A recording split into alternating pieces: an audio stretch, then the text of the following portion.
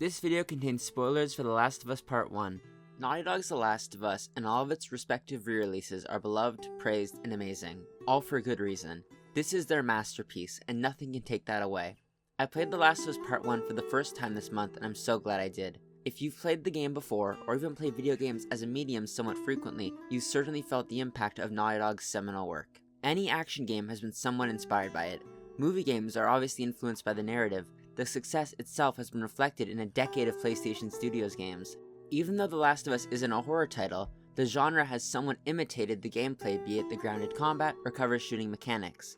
There's undeniably many more larger and minor ways The Last of Us has impacted the gaming industry, but no matter what, the acclaim and sales has currently affected what companies all over the world consider when developing a game. Whether that's a good or a bad thing is up to your personal belief structure, in the same way your opinions on Sony's rehashing of the game over a decade are also up to you. There's a reason the game has influenced so many, and there's a reason why PlayStation has resold it over and over and over and over again. Maybe you've seen HBO's TV adaptation or played the game in many of its releases. It doesn't matter which way one chooses to experience the story, as just the experience going through it has probably affected them. The TV show is one of the most faithful adaptations of any piece of media, and if gaming doesn't suit someone, it's a great way to engage with an important title to gaming history. Most of the players of The Last of Us were impacted by it. The moments of despair and the seconds of hope, all are unmatched. I was impacted by The Last of Us Part 1. Surviving this journey would have impacted anyone. As someone who played The Last of Us Part 1 for the first time with the PlayStation 5 version over last week, my mind was blown. The way this story was told over the course of the 4 seasons was incredibly unique. I've never experienced a game like it. Seeing how Joel and Ellie would overcome their challenges from the summer, fall, winter, and spring was really deep to me, as it was to the tens of millions of players who have all experienced it before. The journey Joel takes and the troubles Ellie has to endure all affected me. I didn't know where the characters would go. All I knew was Joel would meet the Fireflies at some point and eventually save Ellie from them, preventing a cure from being developed. Maybe there was a little more than that, but those weren't important. What was important was figuring out how Joel and Ellie would survive, in the same way that the only thing that mattered to anyone in the post-apocalypse was trying to survive. The themes of The Last of Us are pretty clear, the big ones being family, love, and trauma. Those are all reflected in almost every character, from Tess to Marlene, Joel to Ellie, and Tommy to Maria. There is another theme, one that connects even more characters. In fact, it connects the entire story. That theme is one of survival. The human spirit strive to live no matter what it goes through. Everyone in this world is trying to survive. From the start of the infection to the quarantines, this is the one true connective motive of every single force in the game. No one is content in this world, no one is at peace, and no one is happy, and everyone wants to survive. Joel and Ellie, Bill, Tess, Sam and Henry, Tommy, Maria, and the rest of Jackson, David and his cannibals, the military and the Fireflies are all in a situation of life or death, of survival or defeat. They all choose to try to survive, even when they can't, even when their survival means the death of themselves or the sacrifice of others. Each character in The Last of Us needs to find a way to live in the world. This goal to simply stay alive guides everyone through in the post-apocalypse. From the first sign of the cordyceps virus in 2013 to the last breath of the isolated society by 2033. 2 decades of struggle would lead to a world of hopelessness, a population desperate for life, but it wasn't always that way. At the start of the game, we see an isolated, rural part of Texas. Theoretically, in this location, they should be safe from the infection. On the contrary, they were all at further risk. Joel, his daughter Sarah, and his brother Tommy would try to escape the town, running past hordes of infected. These were people they'd known. They had to survive this sprint to safety. And when they finally managed to make it free, finally survived the onslaught and made their escape, Sarah's life would be cut short. Her survival would end, and Joel would change. The hopeful father would become a hopeless husk as the quarantine continued. Joel would lose everything he had to fight for and live a life for 20 years without much point. He drifted aimlessly through the pandemic, becoming a smuggler with Tess. Joel's survival became about himself and his relationship with Tess. His days passed and his nights were horrific, but he was still alive. To Tommy, survival early into the virus meant joining the Fireflies. For him, the early years of control meant joining a terror group to fight against the military for any possible future for humanity outside of the government lockdown and government violence. The Fireflies weren't good people, though maybe at first they were. Initially, they could have had a positive purpose, a valid reason to fight, though in the end, they created more harm than good. They became a radical organization after decades of fighting the military. The Fireflies became isolated with fleeting numbers. Their attacks grew with losses of life larger than the last. Their endurance against the military was drawing to a close. Their survival would have to rely on an outsider. As their organization slowly inched to decimation, Joel would be their last chance at survival. The group was led by a woman named Marlene, who Joel and Tess find on their mission to retrieve their stolen weapons. Marlene was close to death, in the same way her faction had been. She was beaten, bloody, and bruised, but she promised the couple something they couldn't pass up on, and thus had to help. The future of the Fireflies became the future of Joel and Tess. Their survival meant the survival of an organization they had no relation to. Marlene would introduce the two of them to a little girl. Their task was to deliver her to the Fireflies, tying the future of Joel's life to the journey of a random girl. They didn't know why they had to bring this girl with them, or even what the journey would mean, but they went along with it. Loss is another foundational aspect of the story of The Last of Us. It's a part of the gameplay and impacts every character in some way. Loss isolated Bill, loss darkened Joel, and loss informed Ellie. After days of escape, Tess would sacrifice herself. Her loss meant the potential survival of Joel and the girl. Ellie is immune to the cordyceps virus, an immunity she knows about because of the loss of her girlfriend. During the year-long trip of The Last of Us, Joel and Ellie encounter all sorts of people who are dealing with grief, loss, and isolation from a lost world, all of them desperately clinging to the struggle of survival. One of the people Joel encounters is an old friend of his. Bill was isolated from society. He built a city full of traps, kept it full of infected, and hid away. His survival was one of isolation. He felt lost before, and to him, living away from everyone meant a proper life. One of insanity and despair was a better choice than losing someone again. Bill's lover, Frank, in the game could not live with Bill anymore. Bill's isolation drove him insane. To survive, he wanted to leave. In his attempt to escape, he'd be bitten. Frank would hang himself to avoid having his sanity trapped from the virus, to lose those remaining hours to suffering. He would choose to leave the world peacefully as opposed to being drugged through every hour by the corruption of the cordyceps virus. Frank's choice to leave led to his death, while Bill's decision to separate from the world kept him alive. Bill managed to survive on his own, while Frank failed to. On their journey after Bill's, Joel takes a wrong turn and needs to survive a horde of enemies. In this, they encounter two brothers. Henry and Sam had come into the town accidentally with their group. They tried to survive in the town together, but were split up and had to make it out on their own. The brothers had been struggling to find the Fireflies. They could hardly survive together in the town. They would join Ellie and Joel, once again meaning the survival of Joel and Ellie relied on others. They successfully made it through on their own, through the sewers and through a river.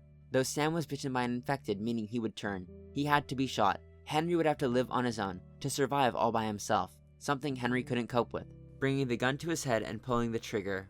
His life would end in a short matter of seconds. It was easier to take his life than it would have been to live with the loss of Sam. Their friends also suffered similar fates, all unable to survive on their own in the occupied town. No one from their group would make it out. This world is hard to survive in. It takes so much from everyone, and unless they had the fortitude to overcome despair, they wouldn't. If a group of adults couldn't survive together or separate, then how could most others? After witnessing death, they made it to where Joel's brother had set up a quasi-utopia. Tommy had managed to create a society, or a commune. He was able to restore power to an area, and found a partner. As a group, their destiny and future would be shared. Hordes of infected would have to be put down together. Ensuring the safety and prosperity of Jackson would have to be secured as a collective. Joel tries to get Tommy to take over his journey with Ellie. He didn't think he could make it, and likely he would not have been able to. Ellie wouldn't have gone through the journey on her own though. She only went with Joel. As Joel tries to pass her survival off on someone else, Ellie wouldn't let him.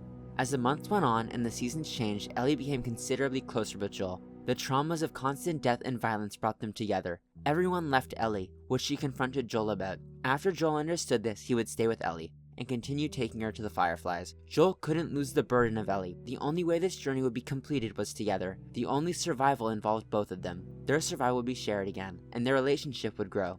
Initially, Joel just wanted his guns back. Then he continued on in Tess's name. After Tommy's, he continued because he felt like Ellie's father. He was getting too close with her. He saw Sarah in her, and his life finally had a purpose again. The trauma and violence continued. Joel's protectiveness grew until it was time for Ellie to save him. As soon as the two finally started getting along, going back and forth, joking, and taking on infected together, they made it to the Fireflies. Yet the Fireflies had fled, and they instead were ambushed in a college campus. This led to Joel being severely injured. His life could have been finished had Ellie not worked tirelessly to save him. He would have bled out if she didn't get him up. He would have collapsed had she not dragged him, and he would not have lasted the winter. It was a chilling season. Without Joel to protect Ellie, she would have to become ruthless, to kill more than ever before. During this time, Joel's life would be placed in Ellie's hands. His survival with this grave injury would need to become hers. In Ellie's effort to save Joel, she would meet David, a man who seemed less than trustworthy. They fought off hordes of infected together. Once again, Ellie's life was placed in the hands of another.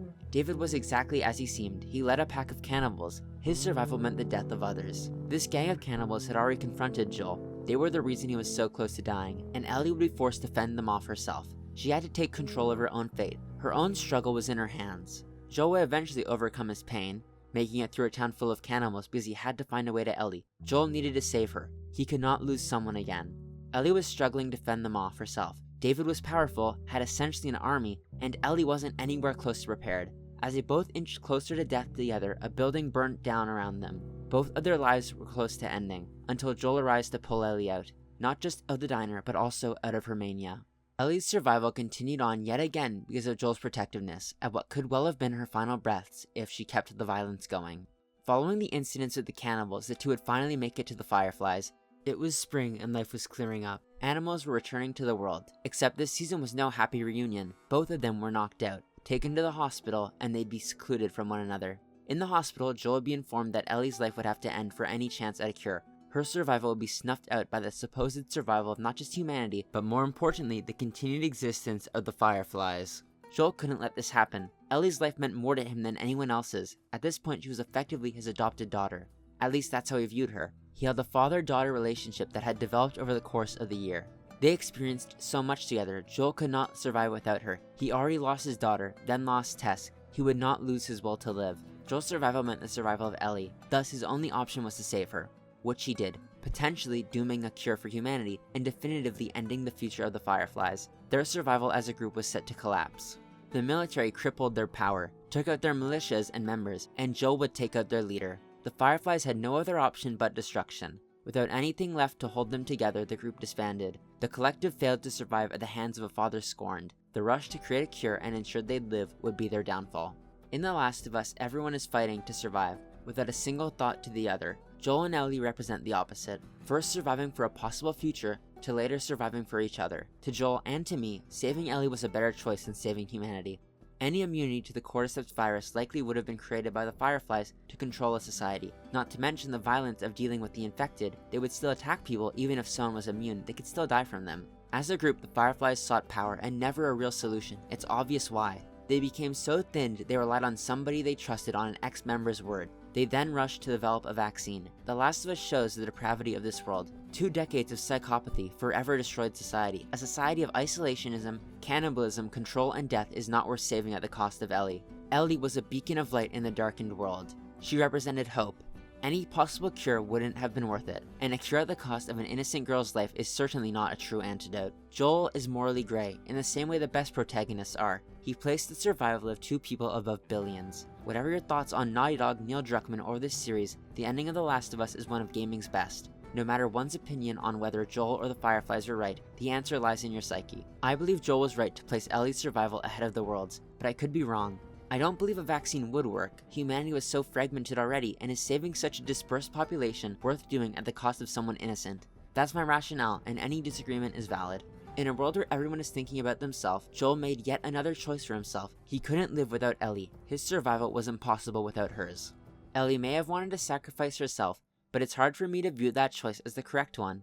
If everyone left Ellie, would it be right for Joel to leave her for something she will never know, for a world she'd never experience, at the hands of incompetence to ensure a different dark reality than the current one? She may have wanted to end her survival to create a safer world, but the truth is nothing would have changed, and losing hope in a helpless world is worse than any infection. At the end of the game, the player gains control of Ellie, one final time. Joel had made his decision, and Ellie would have to live with the consequence of what he chose. His survival was over. He completed his journey, took on a world of insanity, and made a choice for himself. When he could have been honest with Ellie, he chose instead to lie, placing his relationship with her above the truth of what he'd done, who he'd murdered, and what would happen to humanity. Ellie would have to have her own journey eventually. She would have to deal with her survival into the future, but for now, she could live Joel's lie and live a peaceful life without any struggle or loss. She could live a normal life with the one person who didn't leave her, even if it was a peace that would end someday. None of that is on you. You don't understand. I struggled for a long time with surviving. And no matter what, you keep finding something to fight for. Now, I know that's not what you want to hear right now. Swear to me.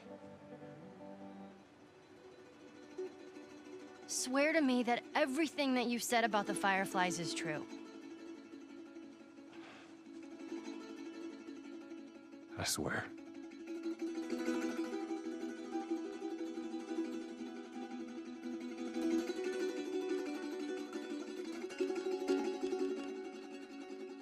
Okay. This video is a bit different from what I usually make since it's more of an exploration of the moments of The Last of Us and how they connect than a traditional essay. I've tried to get it out on time with the TV show's final episode for this season, though I would have made the video regardless. I love this game so much, and wish I could have done more. It's honestly a fantastic exploration of an isolated humanity.